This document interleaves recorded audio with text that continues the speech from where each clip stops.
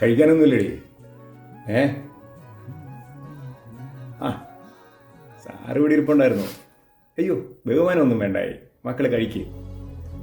10-28 വയസ്സായിട്ടും പണിക്കൊന്നും പോകാതിരുന്ന് കയറ്റുമല്ലേ, ബഹുമാനമൊന്നും വേണ്ട. ഒരുത്തിന് ഇവിടെ കിടന്ന് ഓടുന്നതുകൊണ്ട് ഇപ്പോഴും മൂക്കോട്ട കുഴച്ചും കേട്ടാൽ നല്ല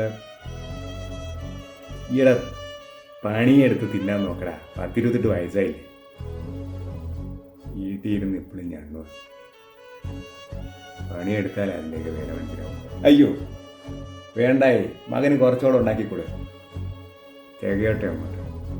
അവനെ സപ്പോർട്ട് ചെയ്ത് അവനെ